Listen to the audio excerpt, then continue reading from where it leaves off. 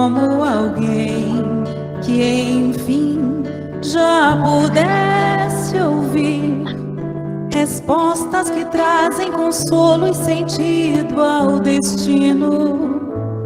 Eu encontrei tuas páginas e sequei minhas lágrimas, percebi que a dor da semente é o parto da vida.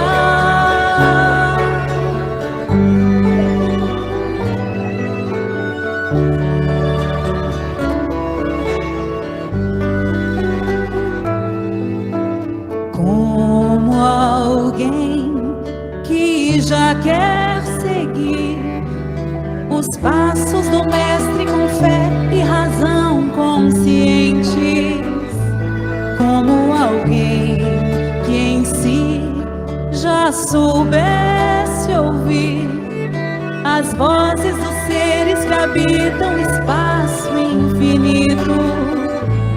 Eu encontrei tuas páginas e sequei minhas lágrimas, percebi que a dor da semente é o parto da vida. Minha dor me trouxe aqui pra entender a flor que brota em mim. Meu amor é aprendiz de um bem maior, que seja assim, nesse vai e vem. Sei que voltarei pra cuidar da flor, pra acalmar a dor e ser feliz.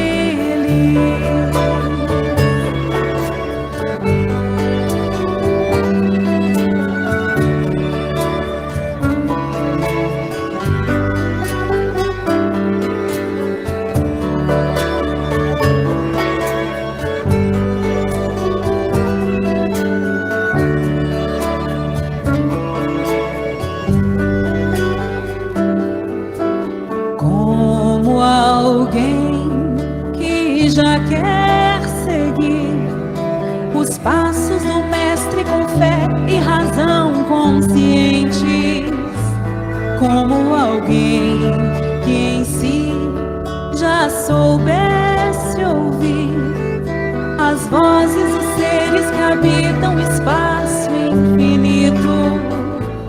Eu encontrei tuas páginas e sequei minhas lágrimas, percebi que a dor da semente é o parto da vida.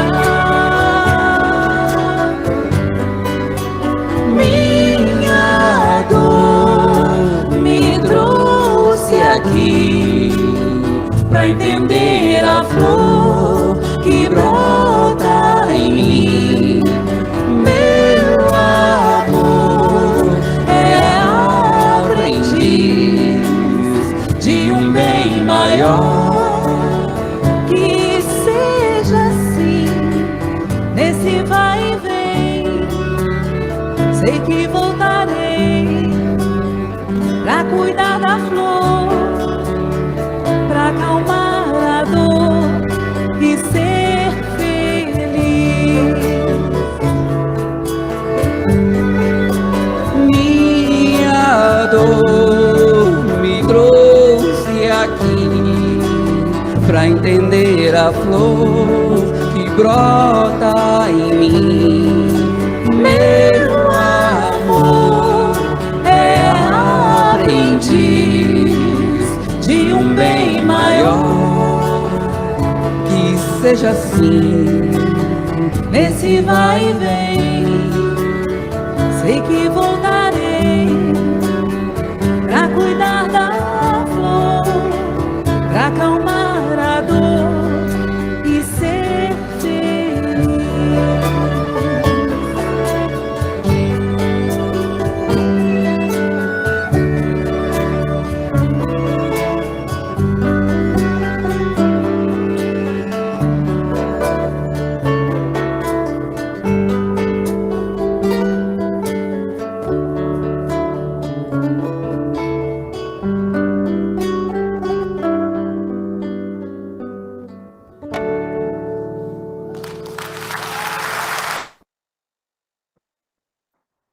boa noite a todos, meus amigos queridos. É com muita alegria que estamos todos aqui reunidos nesse momento para conversar um pouco com o nosso amigo, irmão Andrei Moreira, né? Andrei, muito bem-vindo. É uma alegria te receber aqui. Como te disse, né, nas conversas que a gente teve, nosso grupo atua com pessoas em situação de rua, numa experiência de convivência com as pessoas. Então, a gente conhece as pessoas, conhece pelo nome, conhece um pouco da vida, lê um pouquinho da vida e vai tentando amparar e ajudar, né? E como base da nossa tarefa, né, o seu livro Reconciliação Consigo Mesmo, com a Família, com Deus, é um eixo para a gente poder conduzir da melhor maneira possível essa tarefa. Então, a gente aprende com você todo dia, né? Mesmo você não estando presente aqui com a gente, hoje presente com a gente vai aprender mais um pouquinho. Gratidão por você ter vindo, tá? Suas primeiras palavras. Você está no mudo. Que alegria estar aqui com vocês, poder partilhar desse momento de conversa, de bate-papo. Quando o Rodrigo me contactou, eu fiquei muito surpreso e muito tocado no coração, carinhosamente, né, por essa associação desse trabalho tão bonito com a obra Reconciliação. É uma obra pela qual eu tenho muito carinho, na qual eu partilho um conhecimento e vivências amealhadas, né, na Associação Médica Espírita de Minas Gerais e nesse trabalho de diversas frentes. Então, confesso, Rodrigo, que me pegou de surpresa. Eu não imaginava que esse livro pudesse inspirar um trabalho ou ajudar, né? Mas que bonito que é assim, né? A gente nunca sabe aonde as sementes vão germinar e as conexões que vão fazer. Eu, particularmente, me sinto muito tocado pelo trabalho das pessoas, com as pessoas em situação de rua. Particularmente, já participei aqui em Belo Horizonte, junto esqueci o nome. Rede Solidária. Rede Solidária, obrigado. Junto da Rede Solidária, lá com a DAI, e também nós ensaiamos estabelecer aqui em Belo Horizonte uma fraternidade na rua, em parceria com a Rede Solidária, através da conexão com o Banho Solidário, que é o trabalho feito lá na Pedreira Padre Lopes. Acabamos começando e depois não levando adiante por outras questões, e quem sabe a gente não volta até a conversar depois sobre isso, né, Rodrigo? E Sim, a Fraternidade Sem Fronteiras tem um trabalho muito bonito com pessoas também em situação de rua, né, no Rio de Janeiro, em Uberlândia, em São Paulo, e assim nós estamos conectados nessa corrente de amor. Então, que a gente tenha um bom momento aqui. Andrei, nem todo mundo está podendo participar, e aí a gente está gravando para depois deixar no YouTube. Algum problema? Não. Tranquilo? Uhum. Beleza. Obrigado de novo, viu, Andrei? A gente está até emocionado aqui, viu? Mas quem sabe no futuro a gente vai trabalhar junto com a Rede Solidária, assim. O Gladstone ajuda muita gente também, que é lá do Gladstone Laje, né? E ele sempre conversa aqui com a gente, dá um apoio também, e ele tem ligado com o pessoal da Rede Solidária também, então tá tudo junto, estamos tudo junto. Somos todos irmãos. É isso mesmo. Eu vou pedir a Marli para fazer a prece por nós, e logo depois você pode iniciar. E a gente fica aqui vibrando. Obrigado, Andrei. Obrigado a vocês. Muito boa noite a todos. Nas vibrações, né, dessa noite tão emocionante, né, depois deste hino, dessas palavras tão amistosas que podemos trocar, vamos elevar o nosso coração a Deus. Pedir a espiritualidade amiga, né, que nos ajude a expandir as nossas consciências para o bom proveito dessa noite. Que estejamos todos conectados em amor, em vibração, em fraternidade, uns com os outros e com os nossos irmãos de rua. que todos os grupos, né, que são fraternos e tentam ajudar as pessoas, neste momento possam receber as vibrações das nossas orações e dos nossos desejos de aumento, né, do nosso amor na tarefa. Que nós possamos levar todo dia um pouquinho de nós e que Jesus possa nos ajudar a ser melhores instrumentos na tua seara, né? Que sejamos felizes essa noite, hoje, sempre na companhia de todos e principalmente da nossa espiritualidade amiga, no propósito que abraçamos de sermos essas pessoas que se abrem para a seara do Cristo. Pai nosso que estais no céu, santificado seja o vosso nome. Venha a nós o vosso reino, seja feita a vossa vontade, assim na terra como no céu. O pão nosso de cada dia dai-nos hoje, perdoa as nossas ofensas, assim como perdoamos a quem nos ofende. E não nos deixeis cair nas tentações, mas livrai-nos de todo o mal. Assim seja.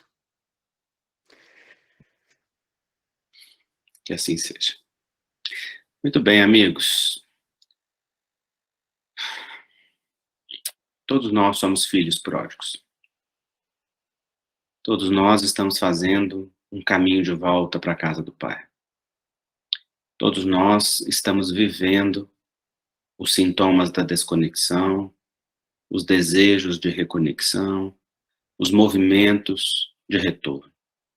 Estes são processos naturais e inerentes a todos nós que estamos em humanidade.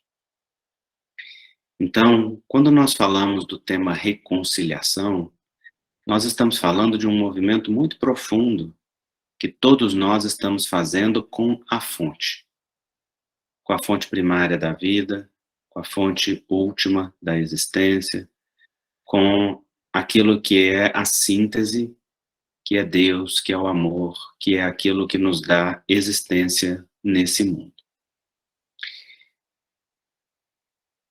E nesse caminho de reconciliação, nós precisamos aprender a perceber os movimentos que nos ajudam enquanto humanidade. Quando nós falamos em pessoas em situação de rua, nós estamos falando em pessoas que estão numa extrema vulnerabilidade. Como vocês sabem bem, a situação de rua, ela é decorrente de inúmeras circunstâncias, inúmeras patologias mentais, inúmeros quadros de drogadição, inúmeros conflitos familiares, inúmeros transtornos de personalidade, inúmeras circunstâncias que envolvem desamparo, que envolvem exclusão, violência, que envolvem abuso físico, abuso psicológico, abuso de substâncias e tantas outras coisas mais. Então, nós estamos falando o domínio das circunstâncias que são adoecidas em nós e decorrentes dos movimentos de exclusão em um nível mais profundo. Por detrás de todas estas questões, nós vemos o tema da exclusão. Porque quando não há uma exclusão da família, ou da sociedade, ou dos entes afetivos, há uma exclusão de si mesmo, há uma alienação da realidade, há algum estado que retira a pessoa da conexão com o real. Às vezes num desejo de anestesia, às vezes numa dor insuportável, às vezes em um sofrimento muito profundo. E se a exclusão é o tema comum que envolve todas as questões que estão por detrás da situação de rua, nós vemos que a inclusão e o respeito são medicações em todas as circunstâncias. E aqui a gente não vai se deter nas questões particulares das situações de rua, porque eu quero pegar o ponto comum que pode nortear a nossa vida pessoalmente e o nosso trabalho e nosso esforço de trabalho no bem com um fio condutor comum. E esse fio condutor comum é o esforço de inclusão, de percepção, de valorização e de respeito que a gente precisa aprender a ter com todos os seres humanos. Começando pela gente mesmo e estendendo aos familiares e daí para aqueles que estão em situação de maior vulnerabilidade. Inclusão é poder olhar para o outro e dizer: eu vejo você. E eu vejo você, nós podemos ver de uma maneira muito profunda. Pode ser expressa de maneiras muito profundas. Eu posso ver o outro olhando para o outro. Eu posso ver o outro abraçando o outro. Eu posso ver o outro escutando o outro. Eu posso ver o outro sorrindo para o outro. Eu posso ver o outro silenciando-me diante daquilo que ultrapassa a minha compreensão ou a minha capacidade. Eu posso ver o outro validando os seus sentimentos e aquilo que ele experiencia. Eu posso ver o outro incluindo aquilo que para ele é importante, validando os seus afetos, os seus sentidos e os seus significados. Eu posso ver o outro incluindo em uma atividade, em uma tarefa, permitindo que ele seja parte, permitindo que ele colabore, permitindo que ele seja útil, permitindo que ele oferte algo de si. Eu vejo você, na verdade, é um conjunto, uma dinâmica de experienciar dignidade. Aquilo que nos leva de volta para casa, aquilo que nos ajuda verdadeiramente a reconectar conosco mesmo, com os afetos, com o que é essencial e com a fonte, é a experiência da dignidade. Quando alguém se sente digno, alguém se sente ser humano. Alguém se sente também divino, porque uma e outra coisa são a mesma. Ser humano e ser divino é uma mesma realidade. Tocada, preenchida pela experiência da dignidade pessoal. Então, todo o trabalho da inclusão, ele deve ser movido no sentido de permitir a experiência da dignidade. Quando a gente faz isso, um campo de ajuda efetiva se abre. Um campo de conexão de humanidades se estabelece. Um campo de troca legítima e real pode acontecer. E quando isso não há, a gente só perpetua a exclusão ou só maqueia a realidade que nós estamos enxergando sem conseguirmos verdadeiramente ser efetivos no processo da ajuda. Então, eu vejo você, representa, eu me abro para perceber você. Assim, se nós falamos em pessoas em situação de rua, nós falamos de um primeiro passo terapêutico profundamente importante, que é a escuta.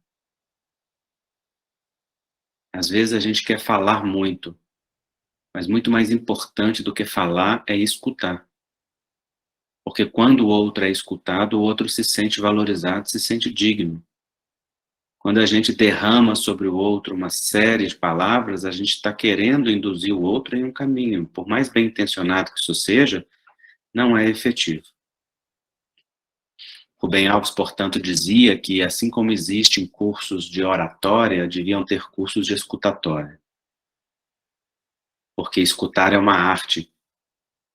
Escutar é ouvir o outro silenciado dentro de nós.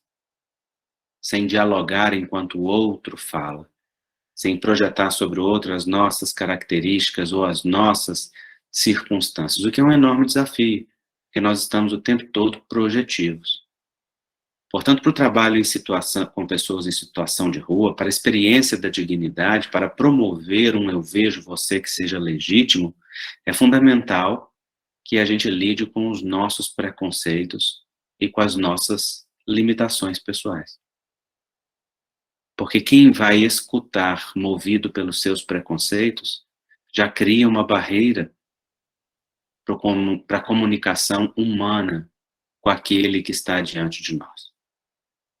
E por trás de toda atitude rebelde, por trás de todo comportamento agressivo e violento, por trás de toda drogadição, por trás de todo comportamento exacerbado, tem uma dor fundamental. Já contava a fábula de La Fontaine que o leão rugia bravo na selva e ninguém tinha coragem de se aproximar. Afinal de contas, o leão era forte, era ameaçador. Quem aproximava, ele movia a pata, até que um ratinho, muito sorrateiro, pequenino, aproveitando talvez da sua pequenez, se colocou ali por entre as pernas do leão e foi até a pata traseira dele. E percebeu que, assentado sobre ela, o leão tinha nela fincado um grande espinho. E então ele foi lá e tirou o espinho. E o leão parou de rugir. Essa fábula muito simples, ela mostra para nós de forma muito bonita que a gente precisa prestar menos atenção no rugido do leão e procurar com mais carinho e pequenez a pata ferida. E a escuta é o primeiro passo de dignidade para que a gente consiga acessar a dor que verdadeiramente está por detrás. Porque essa dor, ela não vai aflorar de cara, a não ser que a pessoa esteja em uma saturação. Ela vai criar uma defesa e ela vai construir uma barreira para se esconder e para se proteger da sua vulnerabilidade, como todos nós fazemos. E ela só vai mostrar essa vulnerabilidade quando você ultrapassar aquela defesa. E as defesas só caem na presença do amor. Enquanto a gente não está na presença do amor, é preciso que a gente se defenda. Todos nós usamos essas proteções todos os dias, são as máscaras que a gente utiliza. Então a escuta, ela permite que com dignidade a gente diga para o outro: eu estou aqui para você. Muito antes de querer te ofertar algo, eu quero acolher algo. E esse algo que eu quero acolher é aquilo que você verdadeiramente é. E claro que nem sempre o outro está disposto a falar. Muitas vezes ele quer só uma ajuda imediata, objetiva, rápida, mas nós também podemos cavar a escuta com pequenas provocações terapêuticas que são muito eficazes. Um comentário, um elogio, uma associação empática com uma camisa de time que está utilizando, com um comportamento corporal, com uma situação que envolve, e assim, aos poucos, a gente vai. Encontrei isso na internet sobre assim aos poucos. Obrigado, querida. O celular é meio médium, tá, gente? De vez em quando ele resolve falar sozinho, mesmo com a Siri não estando ativada. Agora ele resolveu procurar alguma coisa na internet para mim. Tá bom. Mas eu estava dizendo que a gente vai criando barreiras. Eu lembro que eu era estudante do 3º ano, quando eu me tornei espírita. E quando a gente se torna espírita, a gente fica empolgado, né, gente? E como todo mundo que encontra algo valoroso, importante, a gente acaba ficando envolvido muito. Então, naquela época, eu lembro que eu queria fazer a caridade, eu queria fazer coisas. Eu não tinha entendido ainda o que significava isso não, mas eu estava afim de praticar, de fazer. E eu lembro que na porta do colégio, aliás, um pouco para baixo do colégio, eu ia andando a pé para pegar o meu ônibus para ir para casa, e eu passava por uma calçada onde dormia um jovem, e ele sempre estava lá. Então eu comecei a comprar um salgado e deixar lá para ele. E foi muito interessante porque eu fiz isso um dia, dois, três, fiz alguns. Um determinado dia, eu passei e ele estava acordado. E na hora que ele me viu entregando, ele diz: "Ah, então é você."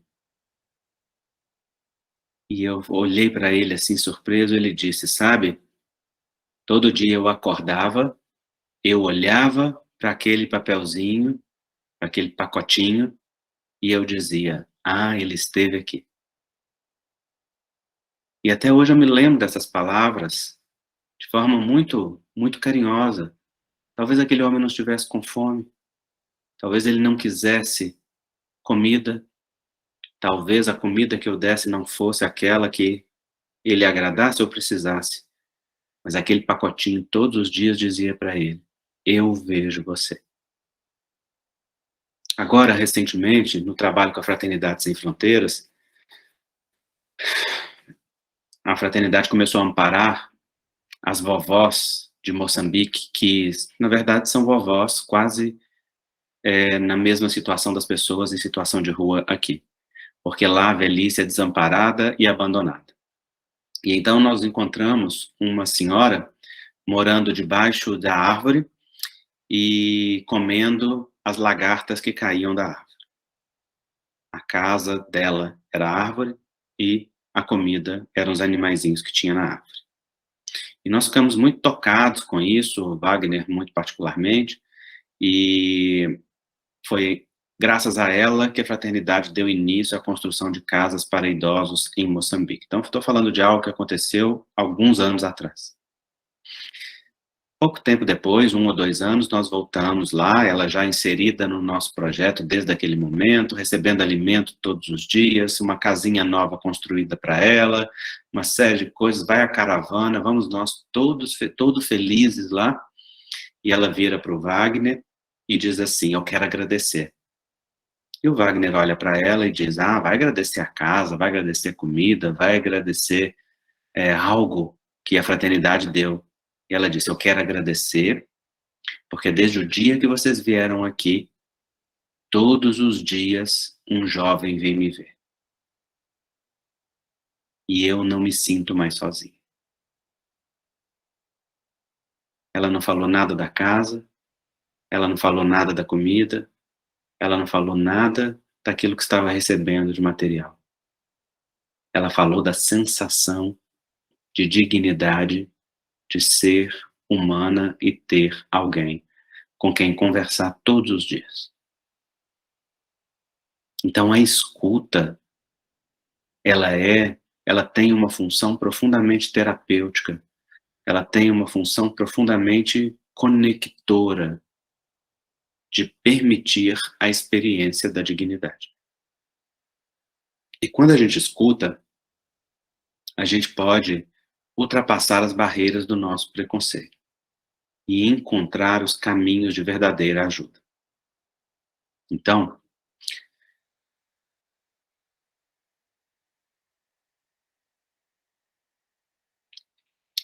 distribuir marmita tem uma função muito útil e necessária para as pessoas que estão com fome.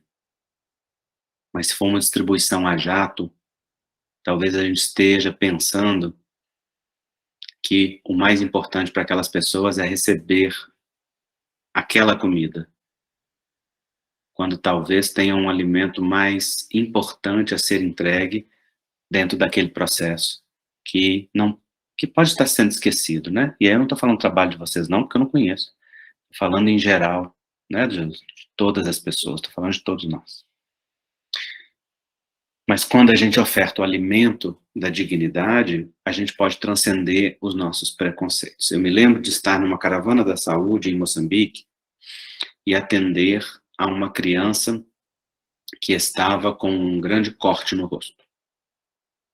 E eu vi aquele corte, eu me assustei, eu logo percebi que era um corte com instrumento pérfuro cortante, e eu perguntei à mãe o que tinha acontecido, e a mãe deu uma desculpa, falou algo que não batia com aquela possibilidade daquele corte.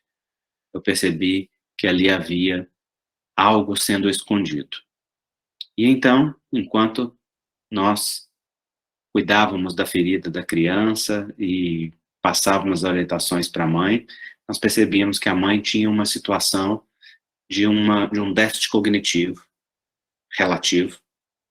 Então, nós chamamos o coordenador voluntário, que é alguém membro daquela comunidade, que no caso é uma comunidade de refugiados de guerra, no Malawi, e ele, muito carinhoso, muito respeitoso, é um homem muito respeitoso com todas as pessoas, ele começou a conversar com ela.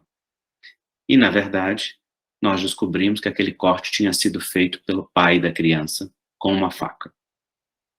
E eu perguntei por que ele fez isso, então ela disse, porque ele bebe.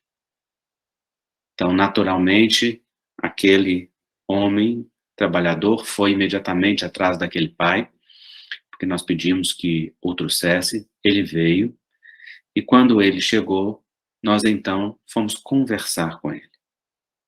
Claro que em nós havia uma parte nossa indignada.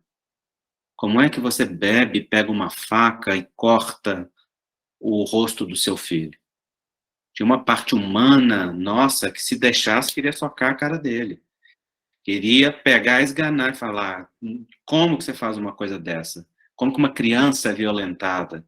Porque tem uma parte nossa que, diante de todo o abuso, diante de toda a violência, diante de toda agressão à vulnerabilidade, entra num modo de defesa e ativa a mesma agressividade que a gente condena. Mas uma outra parte dizia, escuta. E então, nós começamos a perguntar para aquele homem, por que é que você bebe? E ele disse, primeiro ele demorou a admitir que bebia, depois, ao admitir, ele disse, eu bebo para esquecer. E nós perguntamos, esquecer o quê? Aí ele, esquecer a dor de ter visto a minha família ser assassinada.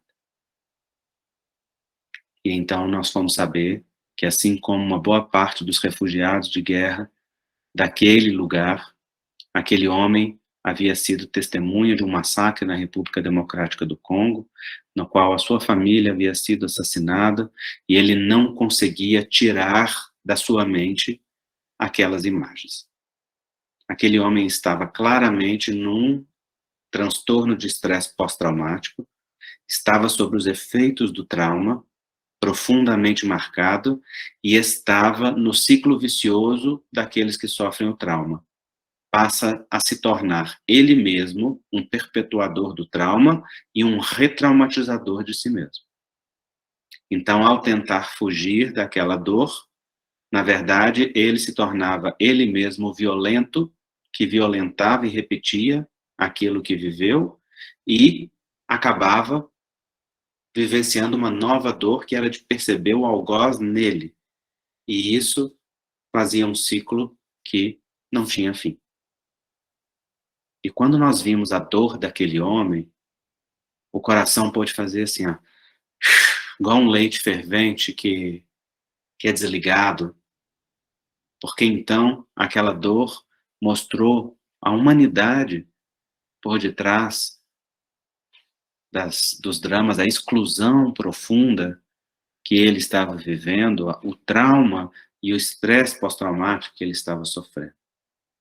Então a fraternidade empregou dentro das suas atividades e dos seus trabalhos, e ele se tornou um dos melhores trabalhadores da fraternidade. A família passou a ser amparada e acompanhada por aquele grupo, para que o filho não fosse mais violentado, para que a mãe em situação de déficit cognitivo fosse assistida e que uma nova realidade pudesse se estabelecer ali naquela família. Então vejam vocês que quando a gente contém o ímpeto da reatividade, o ímpeto da agressividade, o ímpeto do julgamento, o ímpeto da crítica rápida, o ímpeto do foco apenas nas atitudes objetivas, para enxergar o ser humano que está por detrás daquela coisa, então, uma humanidade que vive uma exclusão e uma dor, que pede uma inclusão e pede ser enxergado, pode ser percebido. E quando nós conectamos os corações nessa ponte de fraternidade, de percepção do outro, a experiência mútua de dignidade, do outro se sentindo digno porque foi visto e acolhido, e de nós nos sentindo dignos porque vimos e acolhemos, e porque também podemos ver e acolher a nossa própria dor e a nossa própria vulnerabilidade também ali projetada, estabelece uma conexão que é um movimento profundamente curativo. Então, se nós mantemos isso em mente, e se nós guardamos o nosso coração focado no propósito de permitir as experiências de dignidade, a gente pode ir além. Quando a gente vê a parábola do filho pródigo, que é o tema desse livro Reconciliação, a gente vê todo o movimento de nós espíritos, de nós seres humanos, na direção da nossa fonte, na direção do essencial. Todos nós vivemos momentos, instantes ou períodos longos daquela rebeldia que olha para o mundo, que olha para as leis divinas e diz: eu quero fazer do meu jeito. Me dá a herança que me cabe. E eu agora gasto do jeito que eu quiser. Essa é a rebeldia de querer ser lei no lugar da lei, de querer se impor, de querer se colocar. E esse movimento é o que leva a gente ao fundo do poço. É o que leva a gente à angústia de uma profunda desconexão. Mas vejam que interessante. Diz a parábola que o filho pródigo desgastou a sua herança em coisas fúteis, em prazeres, porque, na verdade, ele procurava anestesiar o vazio do coração dele. E no momento que ele está sem nada, no momento que as companhias desaparecem, porque ele já não pode proporcionar mais nada, então, nesse instante, ele, ao invés de voltar para casa, ele vai para um país ainda mais distante. Ao invés de reconectar com a sua fonte, ele se desconecta ainda mais. E nesse país ainda mais distante, ele vai viver uma fome, um estado de necessidade tão grande que ele vai comer com os porcos. Mas vejam que bonita a imagem da vida, né? No fundo do poço, a fonte também. E quando ele está lá comendo com os porcos, ele lembra-se que na casa do pai, o menor dos jornaleiros, os que trabalhavam por jornada, eram tratados com dignidade. Ele lembra da dignidade perdida. E então ele diz: eu vou voltar. E ele começa todo o trajeto de volta para depois, enquanto está no caminho, perceber que o pai se adianta e o recebe no caminho e não no ponto final. E o pai o proporciona uma enorme experiência de dignidade, porque ele esperava ser recebido como um servo, e o pai manda que os servos tragam roupas limpas para ele, anel de reconhecimento familiar para colocar-lhe no dedo, sandália para os pés cansados, e o chama para uma enorme ceia, um grande banquete. Vejam que interessante, gente. Quando a experiência da dignidade começa, ali começa o movimento de volta. Ali começa o fortalecimento para que alguém retome a trajetória. Ali começa um movimento de reconexão profunda. Então, em proporcionar experiência de dignidade, consiste toda a essência do trabalho com aquele que sofre. O resto é instrumento. A comida, o agasalho, tudo isso é instrumento para quê? Para que o outro se sinta visto, percebido, digno. Então é muito bonito quando um grupo se intitula Somos Todos Irmãos. Né? Quando a fraternidade é sem fronteiras. Quando nós olhamos como família universal. Que talvez a gente devesse chamar as pessoas para amar as pessoas em situação de rua. E informar para elas que nós vamos fazer isso na forma da distribuição do alimento e do agasalho. É o que a gente diz hoje na fraternidade. Quando as pessoas perguntam o que a Fraternidade Sem Fronteiras faz, a gente diz, ela vive a fraternidade. Como? Acolhendo pessoas vulneráveis.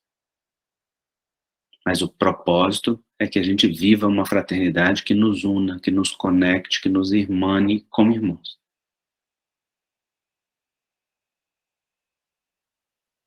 Então, quando nós estamos falando de reconciliação, desculpa.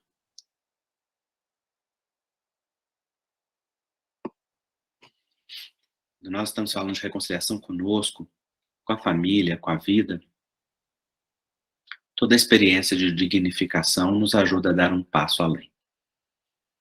Toda a reconexão que é possível com o ambiente familiar, desde que ele seja um ambiente sadio e promotor de dignidade, é maravilhoso.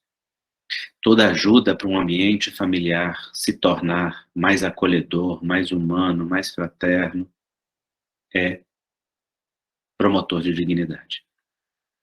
Todo movimento de conexão com a espiritualidade, com o espiritual, com o sagrado, dentro da fé pessoal daquele que nós acolhemos e não da nossa, para ele, é promotor de dignidade.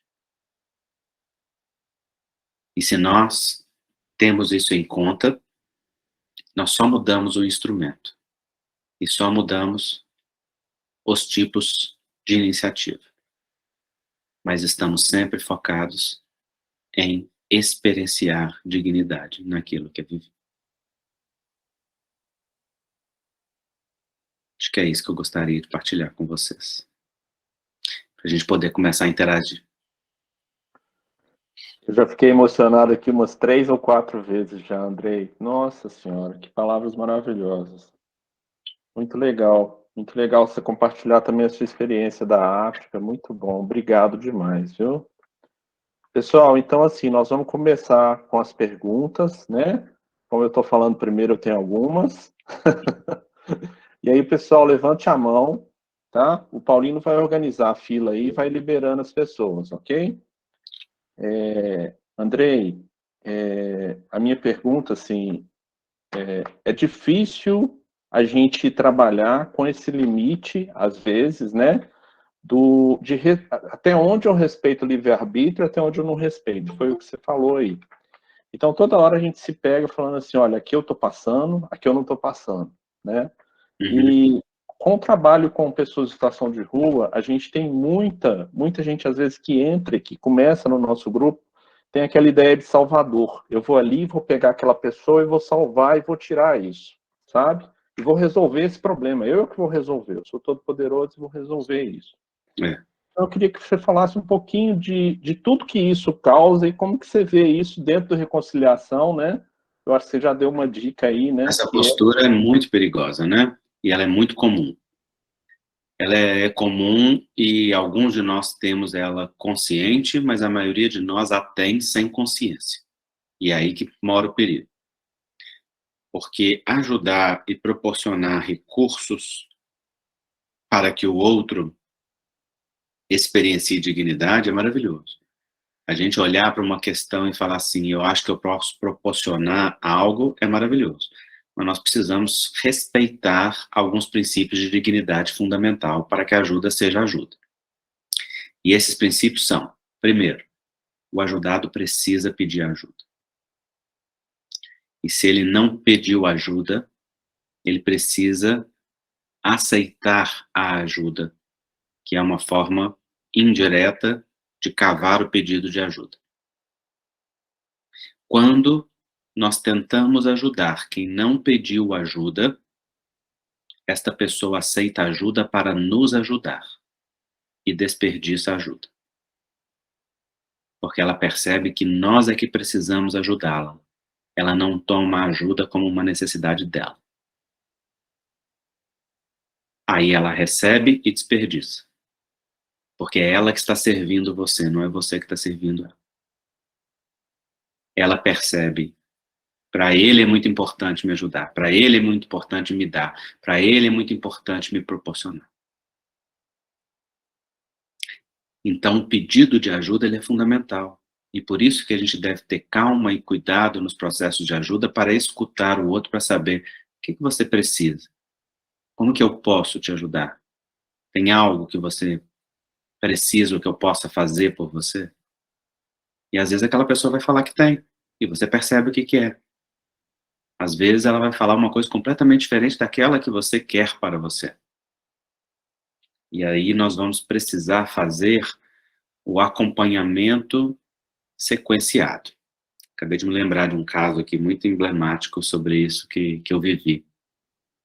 Eu fui médico de família e comunidade por quase 6 anos, né? Trabalhei junto a uma comunidade aqui de Belo Horizonte.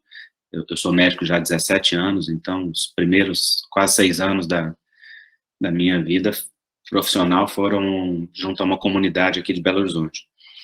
E logo que eu cheguei para trabalhar, eu estava atendendo, era um final de tarde, eu me lembro que era por volta de umas 5:30 da tarde, entra uma pessoa no meu consultório, um auxiliar de enfermagem, e diz: doutor, tem a fulana aí, e ela é um problema. A gente já não estava mais no horário do acolhimento, eu já estava atendendo meus últimos pacientes, doido para ir para casa, essa que era a verdade, e me chega uma paciente problema. Eu pensei, ah, meu Deus, essa hora da tarde, lá vem. E as meninas apresentaram assim, olha, se a gente não atender, ela quebra a sanidade, ela fala alguma coisa, etc. Naquele dia eu estava com um pouco de paciência, porque o meu habitual é sem paciência, e naquele dia eu estava com um pouco de paciência e foi ótimo, porque eu falei, ok, eu atendo. E então chamei. E ela entrou muito esbaforida, muito ansiosa, e dizendo que um auxiliar de justiça bateu na porta da casa dela e querem tomar a casa dela. E eu logo percebi que tinha ali alguma coisa desajustada, emocionalmente, mentalmente. E depois eu percebi claramente se tratar de uma pessoa com um transtorno mental. E fiquei sabendo que ela não aceitava ajuda de ninguém naquela unidade. Então, naquele dia, nós conversamos, eu mediquei ela do jeito que ela quis ser medicada, a pressão alta para aquilo outro, e eu combinei que eu iria fazer uma visita à casa dela. E quando eu cheguei à casa dela, parecia uma casa pós-Segunda Guerra Mundial. Sabe aquelas casas que são escombros? Era uma casa tipo escombro, tamanho, usando o tempo, né, anos de abandono, e a casa era toda montada como uma fortaleza, com arame farpado, com prego, com caco de vidro, para que as pessoas não chegassem. Ela era acumuladora, tinha coisa até o teto, você passava por um caminhozinho e lá no meio de um monte de entulho tinha a caminha dela, que nada mais era do que um colchãozinho em uma situação de absoluta sujeira, sem água, sem higiene, sem nada. E, aos poucos, ela nos deixou entrar, nos deixou conhecer, e nós fomos. E eu percebi o tanto que aquela mulher precisava de ajuda. Mas eu percebi que qualquer coisa que eu fizesse ali seria muito e seria recusado. Então eu comecei a perguntar para ela, o que a senhora precisa? Ah, precisa de um botijão. No outro dia nós aparecemos com um botijão. E demos uns dias. E hoje, o que a senhora precisa? Ah, preciso de um remédio para tal coisa. Ah, mas a senhora tomou aquele remédio que eu passei? Não, não tomei, porque todas as pessoas estavam contra ela e perseguindo. Ela tinha uma paranoia. Um transtorno de perseguição. Na verdade, ela tinha um quadro de transtorno delirante persistente. Então, nós fomos nos aproximando, cada dia perguntando, o que a senhora precisa? Ah, preciso de uma marmita. Ah, pois não, a gente vai providenciar uma marmita. E chega uma marmita para ela. E aí um dia eu descobri que era aniversário dela. E aí eu chamei ela no posto de saúde. E ela foi armada até os dentes.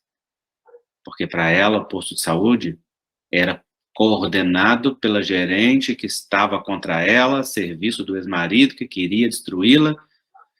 E quando ela entrou na sala, já pronta para brigar, todos começaram a cantar parabéns. Tinha uma festa preparada para ela de surpresa. E na hora que ela viu aquilo, ela deu um sorriso, ela olhou e me disse: eu tinha esquecido que era meu aniversário. E ali nós festejamos, e ela ficou muito feliz naquele dia, e foi uma festa normal, em que ninguém falou nem dela, nem de situação nenhuma, só festejou, e ela pôde sentir um pouco do carinho daquela comunidade, daquele grupo. Ela levou para casa os docinhos, ela levou o bolo, e ela levou um sorriso que não saiu mais. E aí ela começou a aceitar um cuidado gradativo. E muitas vezes eu dizia para ela a respeito de uma internação, a respeito de alguma coisa, e ela recusava, não era para ela, não era disso, não era daquilo. E eu tive que aprender a aguardar. Até que um dia ela chegou para mim e falou assim: doutor, estou muito cansada. Anos atrás, conseguiram uma vaga para mim lá no hospital X, e falou no nome do hospital psiquiátrico, para sonoterapia. Aí eu falei: mas senhora sabe que a senhora teve uma ideia fantástica, que eu estou olhando para a senhora e estou achando mesmo a senhora meio cansada. Eu acho que realmente um tempo de sonoterapia seria maravilhoso para a senhora. Poder relaxar um pouco, poder descansar, realmente seria muito bom. E imediatamente eu liguei para um colega no plantão de psiquiatria e falei: por favor, receba ela. E ele falou: recebo. Eu botei ela dentro do meu carro e eu levei, eu a acompanhei. E falei com ele: olha, só vocês mesmos, que bom que eu te encontrei aqui no plantão, porque ela está precisando tanto de uma sonoterapia. Aí ele falou: ah, nós temos a melhor sonoterapia da cidade. E ali ela se internou. E na internação foi medicada. E com a medicação pôde voltar ao seu juízo pleno. E no seu juízo pleno aceitou ser cuidada pela irmã. E a casa ser reformada. E o terreno ser limpo. E daí toda uma sorte de cuidados pôde acontecer. Mas isso levou meses. Então, essa aproximação do cuidado, para que seja verdadeiramente cuidado e ajuda, precisa ser modulado pelo respeito ao limite e ao tempo do outro, e o que é um grande desafio. Porque se nós trazemos dentro de nós o impulso salvador, nós vamos ficar muito angustiados com aquela situação. E todas as vezes que você se sentir demasiadamente angustiado com algo e propelido a agir muito intensamente, pode saber que certamente algum impulso salvador foi ativado dentro de você. E o impulso salvador é aquele que inunda o outro, faz tudo no lugar do outro. E sabe, faz muito mesmo, e às vezes até beneficia muito os outros, só não sustenta. E ainda gera um alto nível de autossacrifício. E aí a questão, sabe, Rodrigo, que se impõe é: de onde vêm os nossos impulsos salvadores? Vem das fantasias que nós trazemos dentro de nós, nas nossas crianças feridas, de que nós podemos e devemos salvar algo dentro do nosso sistema. Em geral, a mãe. Nossa, Então, quem tem muito impulso salvador precisa voltar a olhar para dentro e olhar para as raízes. Porque frequentemente está sendo movido por algum núcleo de ferida infantil e de amor cego.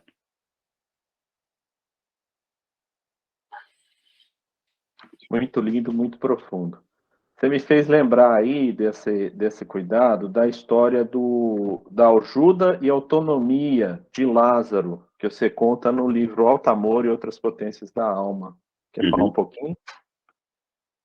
A passagem de Lázaro é magnífica, né? Porque Lázaro representa todas as nossas paralisias.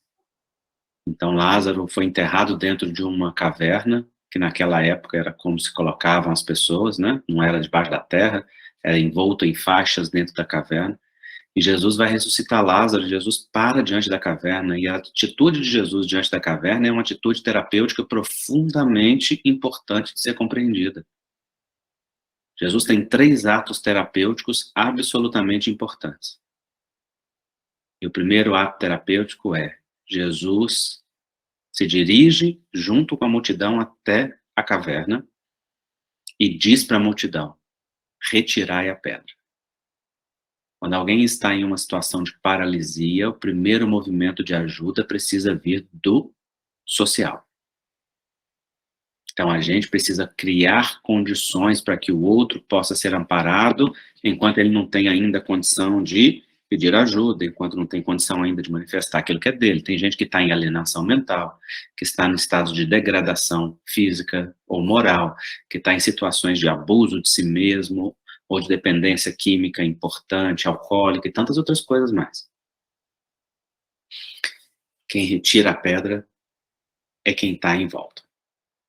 Mas olha que interessante. Jesus retira a pedra e ele não corre lá para dentro. Ele não pega Lázaro no braço. Ele não está desesperado para trazer Lázaro arrastado para fora. Ele não fala para a multidão: podem ir pegá-lo. Podem ir buscá-lo. Ele olha para Lázaro e diz: vem para fora.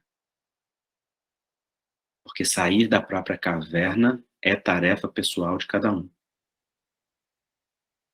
Ninguém pode nos retirar das nossas cavernas pessoais, senão nós mesmos. Dar os passos na direção, ainda que sustentado por uma força maior como a do Cristo, é tarefa de cada um de nós. Mas depois que Lázaro faz isso, tem um terceiro ato terapêutico que vem do social. E Jesus diz para aqueles que estão ao lado: desatai-o e deixai-o ir. Olha que bonito. É como se Jesus dissesse assim para todos eles: olha, aquilo que ele dava conta de fazer, ele já fez. Agora é hora de mais uma dose de auxílio externo. Então, qual é a dinâmica do movimento de cura, de autonomia e ajuda? É que a gente alterne auxílio com atitudes de autonomia. Auxílio que promove autonomia, autonomia que abre espaço para mais ajuda. E quando a gente faz isso, a roda da dignidade pessoal é sustentada. Lindo, estou emocionado aqui. Bom, vamos abrir a fila aí. Marli, você quer fazer uma pergunta? Pode abrir o... André, é muito bacana do jeito que você nos diz as coisas e fala da inclusão do nosso sistema, né? Quando você fala da criança ferida, né? Quando você fala dessas nossas fantasias de criança, isso nos acompanha, né? A vida durante muito tempo, né? Pena que nem sempre a gente pode falar mais sobre isso e nem todos nós, principalmente os nossos irmãos de rua, a gente fala um pouquinho, porque graças a Deus a gente, na nossa tarefa, tem a escuta terapêutica, sabe? Que nos ajuda. E a gente tem com essas conversas, como você traz para a gente, outras pessoas, a conversa entre as psicólogas do nosso grupo, a gente tem tentado desenvolver em nós esse ouvido de ouvir, porque nem tudo que a gente ouve está dizendo aquilo que deve ser ouvido, né? Mas eu queria muito, você falou, quando você falou do filho de pródigo, você falou que o pai já o recebe no caminho e não no final. Eu queria que você falasse para mim o que significa o pai receber no caminho. Significa que quando nós caminhamos, fazemos o nosso caminho à fonte, né? o retornante caminha, a fonte também caminha para nós. Eu fiquei ouvindo isso e fiquei com isso assim ressoando. Fala um pouquinho mais sobre isso, por favor, e obrigada. Uhum. O encontro com o sagrado não é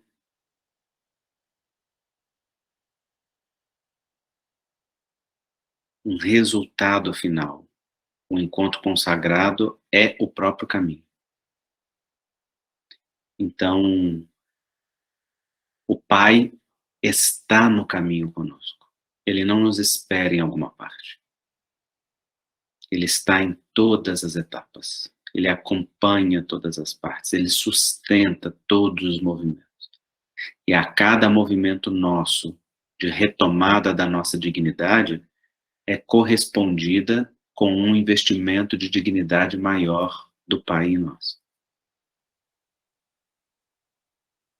E é bonito ver isso, porque às vezes a gente fala muito da justiça divina e esquece que justiça divina não se aplica sem misericórdia. O que a parábola do filho pródigo tem de mais importante é o ensinamento de que o amor do Pai é incondicional. Quando o segundo filho vai reclamar, que ele volta, ele encontra uma festa, ele chama o servo, ele não sabe o que está acontecendo, o servo fala, seu irmão saiu, gastou tudo, voltou, seu pai recebeu ele no caminho, mandou matar um novilho cevado e fez uma festa. Ele é tomado de ciúme, ele se recusa a entrar, e o pai vai conversar com ele, e ele diz, pai, eu sempre estive aqui com o senhor, e o senhor nunca me deu nem um cabritinho para celebrar com os meus amigos. No entanto, esse aí gastou tudo com prostitutas, e o senhor o recebe desta maneira. Esta é a fala que está no Evangelho. Olha que interessante. O pai diz para ele, meu filho, você sempre esteve aqui comigo, tudo que é meu é seu. No entanto, o seu irmão é digno de ser celebrado. Ele estava morto e reviveu. Ele estava perdido e se encontrou. Ele estava ausente e retornou. Olha essa fala do pai que representa Deus, que coisa mais magnífica, que eu acho que nós só ouvimos intelectualmente, a gente não ouviu ainda com o coração. O pai está dizendo assim para o segundo filho, meu filho, você está na presença de tudo que é meu te pertence. Por que é que você não se sente herdeiro? Por que você quer que eu te celebre na sua personalidade fiel, ao invés de usufruir como herdeiro permanente que você é? Por que você está esperando reconhecimento quando eu te dei herança? Isso é o mesmo que ele dizer assim, tudo que é meu está disponível para você a todo instante. Tudo que é meu é seu. A diferença entre o seu irmão e você é que você já está aqui usufruindo, seu irmão estava apartado. E se aquele que está apartado retornou, é digno que a gente celebre isso. Porque não há condenação, há apenas celebração de que o amor se fez consciência em qualquer coração. Então, se a gente olhar para esse amor que está no caminho conosco, para esse amor que nos aguarda no caminho, para esse amor que dirige-se na nossa direção na mesma, nem é na mesma, tá? É numa proporção infinitamente maior. Porque o amor já está ao nosso redor, ele não precisa ser atraído, como a gente costuma dizer. O amor, ele nos circunda. O que a gente precisa é abrir um canal de sintonia e fazer o colapso de onda. E permitir que aquilo que já nos circunda seja percebido, seja sentido e seja vivido. É assim que eu entendo. Sim, muito obrigada. Muito obrigada. E só fechando aqui, porque a Kátia também quer perguntar, quando você fala também que Jesus se dirige à multidão, né, e diz para a multidão retirar a pedra, e pensando na nossa irmã, que graças a Deus aceitou a ajuda e pediu a festa, a gente diria que essa festa foi o movimento da comunidade, no caso dela? Sim, eu nunca tinha pensado nessa perspectiva. Sim, essa festa foi a retirada da pedra. Sim. Depois disso, ela foi andando para fora da caverna dela. E quando ela estava do lado de fora, ela disse: agora, se vocês quiserem, vocês podem tirar os laços. Isso. Muito obrigada, Andrei. Muito obrigada. Muito feliz com as suas elucidações. Obrigado. Kátia, pode abrir o áudio e falar para a gente. Oi, Andrei. Oi, Kátia. Eu aprendi com cada uma das suas palavras. Agora, e estou sempre aprendendo, que eu assisto suas palestras no YouTube e tal. Mas eu vou falar um pouco que eu sou de mim, que eu sou muito ansiosa. Eu tenho essa síndrome que você falou, é síndrome do Salvador. Então, eu não sei esperar muito, eu me agoniza, me traz uma agonia muito grande esperar as coisas acontecerem. Porque eu sei que cada um tem seu tempo, mas eu fico assim, mas será que essa pessoa não está vendo que ela, sabe, várias coisas, né, que podem transformar um pouco a vida delas? Então, isso me custa muito. Eu sofro quando eu volto para casa, eu não consigo me esquecer daquilo às vezes. Então, eu lembrei de você falando aí lembrei não, pensei muito quando você falou naquela coisa da criança ferida, de coisa da infância, e eu te pergunto, como eu poderia, se você sugeriria alguma coisa, não só para mim, mas eu creio que muitas pessoas que talvez estejam aqui têm esse sentimento, né? Embora eu já tenha há bastante tempo trabalhado com moradores de rua, mas eu não tenho essa calma, eu não tenho... Eu sugiro uma coisa muito importante, Kátia, que todo trabalhador no bem precisa fazer. Sim. Psicoterapia. Sem que a gente perceba o fenômeno da transferência e da contra-transferência que tem em todo o processo de ajuda, a gente não consegue ajudar adequadamente. A gente vai sempre projetar da gente no outro, o outro vai sempre projetar dele em nós, e manejar bem a ajuda precisa ser um manejo desta relação. Então, eu preciso estar atento a o que do outro me move, onde que isso move em mim, o que disso que ressoa com a minha história, com a minha caminhada, com a minha trajetória. E aí, numa psicoterapia, a gente vai desde as coisas objetivas do dia a dia que estão acontecendo, até os mergulhos mais profundos nos padrões e nos traumas e nas estruturas familiares, psíquicas, afetivas. Então, uma psicoterapia é fundamental. Sim, eu já comecei, tem duas. Muito obrigada. Isso aí. Então, isso daí representa a gente se dar a mesma ajuda que a gente gostaria de dar ao outro. Porque aprender a ter paciência para ajudar o outro é também ter paciência com a gente mesmo.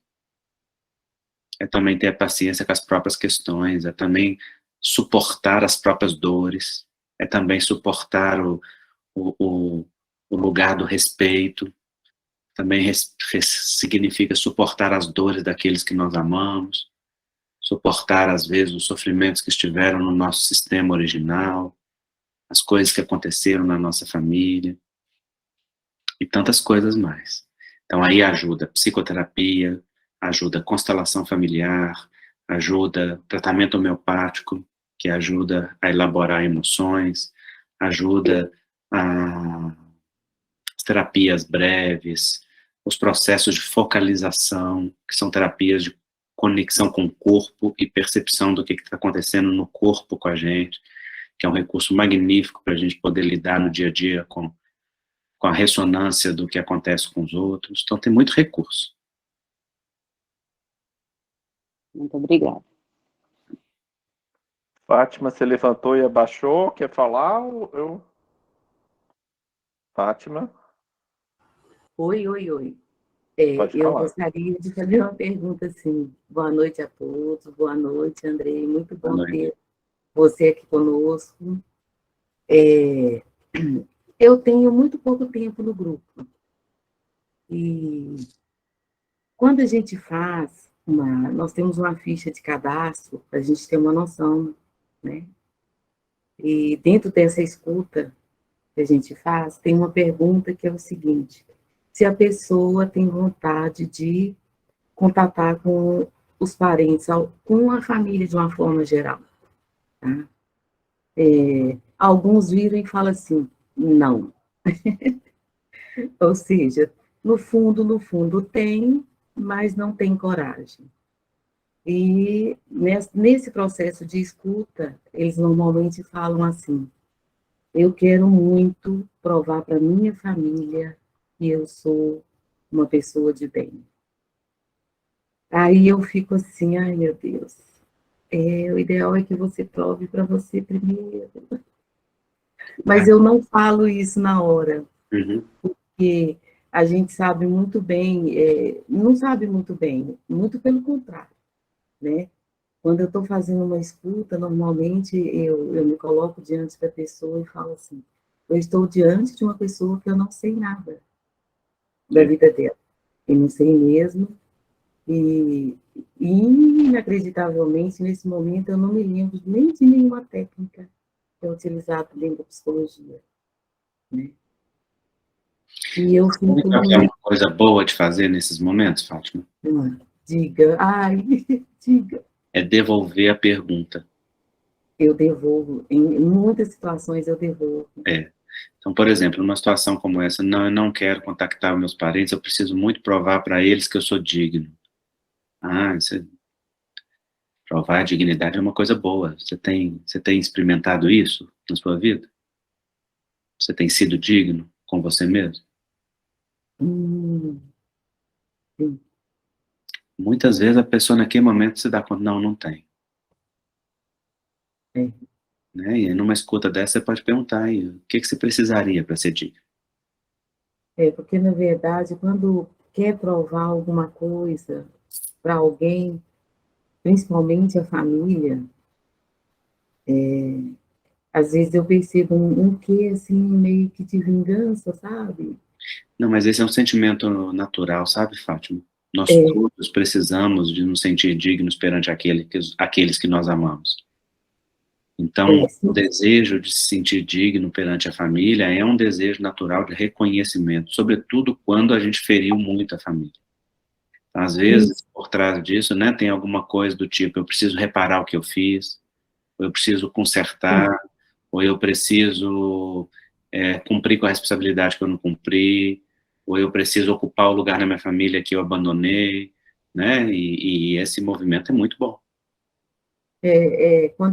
quando eu percebo que é um conflito, e normalmente há um conflito muito grande com a família, porque o sentimento que eu sinto, eu aprontei tanto, e eles me expulsaram da vida deles, Uhum. sabe? É mais ou menos isso mesmo. E eu fico assim, como que eu posso trazer essa realidade da lei do retorno, da lei da ação e da reação de uma forma mais leve? Olha, Sabe? eu vou te dizer como que eu encontrei paz com isso, tá? Tá, Eu disse para mim mesmo, em um momento importante da minha trajetória, eu disse para mim mesmo que daquele dia em diante eu decidia ser agente da misericórdia e não me ocupar mais de preocupação com a justiça. sim, Então, nesse sentido, eu percebi que é muito mais importante que a gente ajude o outro a se sentir digno e aos poucos ele se dê conta da ação e reação dele, do que a gente instrua ele sobre a ação e reação sem que ele se sinta digno.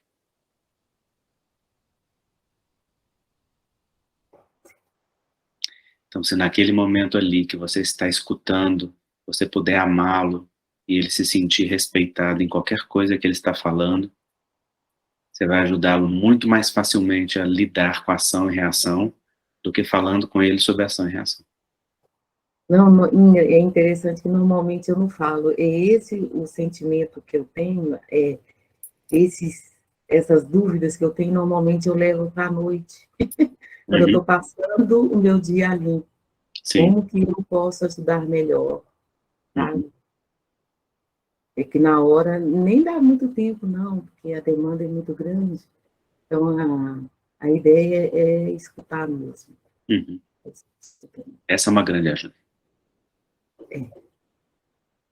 Andrei, meu amigo, meu irmão, muito obrigado, né? Imagina, A gente ficava escutando aqui mais umas 3 horas. e Mas eu aí a ficaria gente vai trocando. lá para o Instagram, que a gente consegue escutar você umas 3 horas. Para o Isso. YouTube, né? Agora vocês podem ir para o YouTube, que eu vou começar uma live no YouTube na sequência aqui. Mas é uma alegria, tá? Sou eu que agradeço vocês essa oportunidade e a gente poder trocar experiências. Vocês estão fazendo um trabalho lindo e as mãos que fazem são mais santas do que os lábios que rezam. Então, é muito bonito que o aprendizado seja em ação e seja na força do aprendizado em serviço, né? Eu me curvo com muita reverência a todo o coração e toda iniciativa de boa vontade. Eu agradeço vocês, me dá a oportunidade de aprender com vocês, me dá a oportunidade de partilhar com vocês as reflexões desse livro e da vida, e só desejo que a gente continue nesse caminho de aprendizado da fraternidade, porque ele é novo para nós, mas sem dúvida, todo movimento de amor que experimenta essa dignidade que a gente está falando, e eu tenho certeza que é isso que guia vocês, é uma célula do mundo de regeneração, é uma célula do mundo que nós todos queremos, né, construir. Então, muito obrigado por essa noite e teremos outras oportunidades, com certeza. A Kátia falou aqui, você já é família, somos todos irmãos, viu? Maravilha. Vamos marcar uma outra vez aí, Tá tá certo. bom? Muito obrigado, André. Eu vou pedir a Kátia Oliveira para fazer a prece final por nós. Andrei, se você precisar de já ir andando, te agradeço demais. Obrigado. Tá. Kátia Oliveira, libera o áudio aí. Te fiz essa surpresa, né, Kátia? Liberou. Você é uma gracinha. Andrei, aquele beijo, te admiro demais, viu? Leio muito seus livros, e me oriento por eles também. Tá certo. Muito obrigada, viu? Vamos sintonizar com o Mestre Maior, o nosso guia e modelo, que ele esteja sempre próximo, nos intuindo, nos orientando, nos inspirando. Gratidão por essa noite maravilhosa, uma palestra esclarecedora. E continuamos envolvidos nessa tarefa como irmãos, como humanidade. Diante de humanidade, seremos outra humanidade. Que assim seja, graças a Deus. Que assim seja, graças a Deus. Obrigado. Grande abraço, gente. Tchau. Obrigada.